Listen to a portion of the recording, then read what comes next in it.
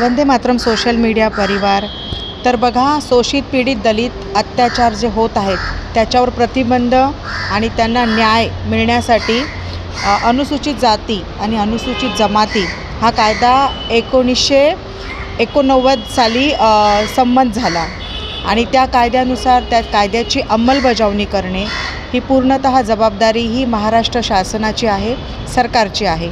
असं असताना सुद्धा राज्यामध्ये 2016 सुकाणू समितीतर्फे वर्षातून 2दा बैठका घेणं, आढावा घेणं की महाराष्ट्रामध्ये ज्या अनुसूचित जाती जमातीचे जे लोक आहेत, दलित पीडित अत्याचारित लोक आहेत, त्यांच्यावर त्या कायद्यासंदर्भात त्यांच्यावर कशाप्रकारे कामकाज होत आहे, कशाप्रकारे आढावा घेणं हे सर्वस्वी जबाबदारी महाराष्ट्र शासनाची असतानासुद्धा आणि ह्या सुकाणू समितीचं अध्यक्षपद हे महाराष्ट्रातील मुख्यमंत्री या अध्यक्षपदावर असतानासुद्धा मागील 5-6 वर्षापासून एकही बैठक ह्या विषयासंदर्भात झालेली नाही।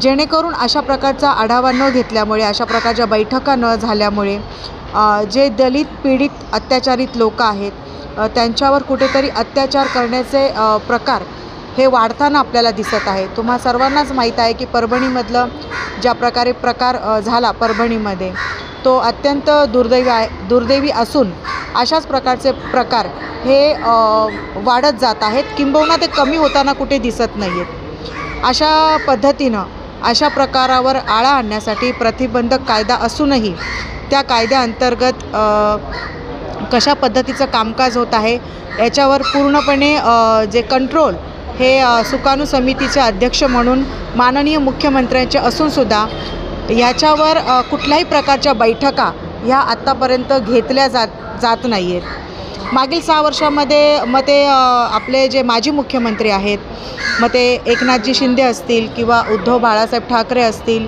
किंवा आत्ताचे मुख्यमंत्री देवेंद्र फडणवीस असतील, तर ह्यांनी बैठका न घेतल्यामुळे कुठेतरी याच्यावर अंमलबजावणी करणं किंवा याच्यावर प्रतिबंधक करणं प्रशासनसुद्धा म्हणजे ढिलाई करत आहे। प्रशासनामार्फतसुद्धा हे जे अत्याचार करणाऱ्या लोकांवर कडक प्रतिबंध केला जात नाही आणि पीडितांची संख्याही वाढत आहे।